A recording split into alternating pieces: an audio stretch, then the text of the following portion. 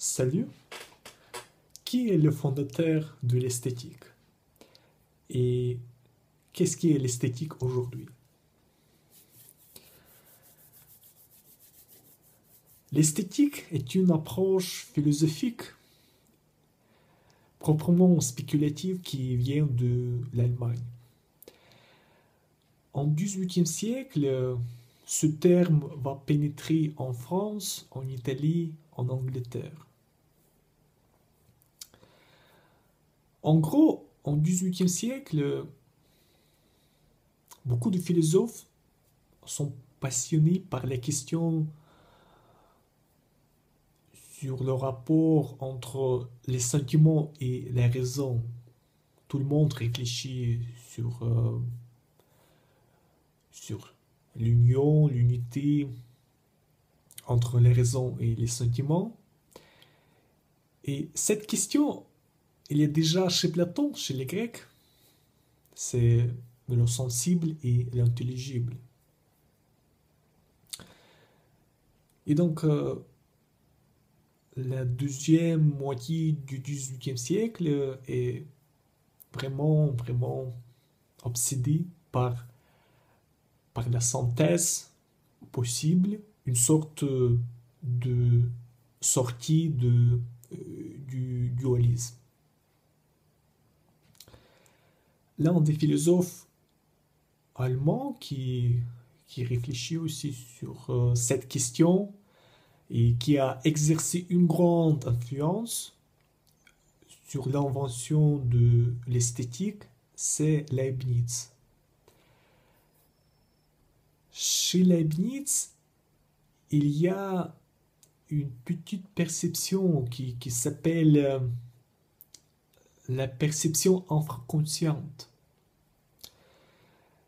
C'est-à-dire, c'est la perception de toutes petites différences. Et ces petites différences sont trop petites pour apparaître à la conscience.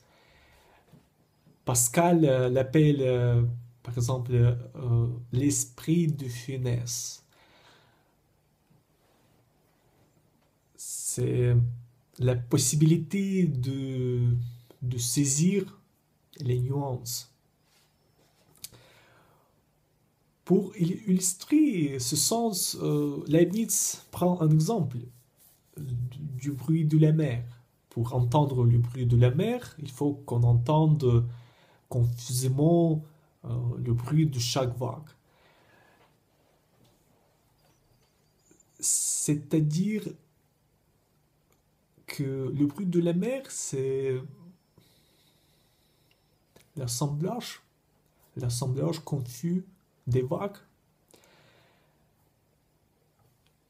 Et alors, cette perception claire mais confuse font la possibilité de l'esthétique.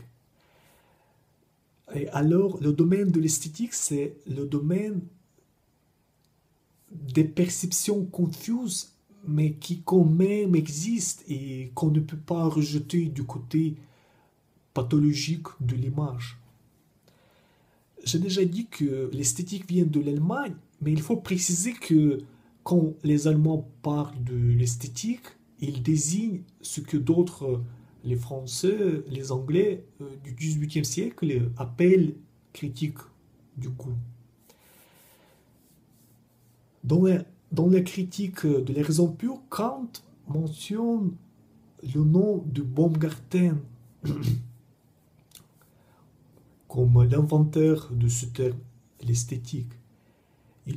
Kant mentionne le projet de Baumgarten, le projet de se mettre critique le jugement du goût à des principes rationnels. Donc c'est l'idée d'une rationalité esthétique. En effet, Baumgarten subsume sous le même concept celle de l'esthétique, la beauté, le goût, les beaux-arts, l'expérience sensible. Chez Baumgarten, l'esthétique est la science de la connaissance sensible. C'est vraiment étonnant parce que chez Platon, chez les Grecs, il n'y a pas de connaissance sensible. Il y a une connaissance intelligible du sensible. Il y a une connaissance abstraite du sensible. Euh, mais il n'y a pas de connaissance sensible. Et ce que dit Baumgarten, c'est ce qu'il y a la science, il y a la connaissance sensible et l'esthétique est la science de cette connaissance. Cela renvoie à la distinction leibnizienne entre un monde inférieur, sensible, et supérieur, intelligible. C'est l'idée proprement leibnizienne. Il y a à côté de la connaissance logique et métaphysique, il y a une connaissance d'organes inférieurs, c'est-à-dire d'organes du sensible. Et par conséquent, Baumgarten, le projet de Baumgarten, c'est d'établir une synthèse entre l'art et la science. Ce que Kant rejette absolument. Pour Kant, cet effort est vain. Chez lui, l'esthétique, c'est l'esthétique transcendantale, c'est-à-dire la science de tous les principes du sensible a priori. Chez Kant, on a un visage du sensible cognitif et la sensibilité participe à la formation de la connaissance chez Kant. Pourtant, dans la troisième critique, elle est totalement dépourvue de tout pouvoir de la connaissance. Et donc, il y a une tension dans la première critique.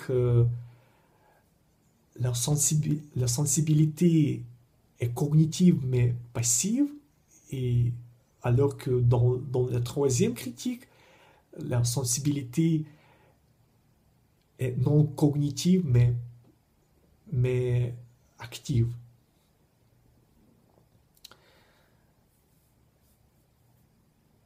Et donc, l'esthétique transcendantale de Kant n'a rien à voir avec l'esthétique de Baumgarten. Et c'est la source de l'ambiguïté. On a deux usages très différents de ce mot. Et qu'est-ce qui est l'esthétique aujourd'hui? Il y a deux manières de concevoir l'esthétique. Soit il y a une manière qui consiste à concevoir l'esthétique comme une théorie de l'art, comme une réflexion philosophique sur les œuvres, sur les objets d'art. Soit il y a une manière kantienne et post-kantienne de concevoir l'esthétique comme un jugement, comme un jugement esthétique. Et ce jugement ne se limite pas au jugement qu'on l'emporte sur les œuvres d'art. Voilà, c'est tout pour le moment. Au revoir, à la prochaine.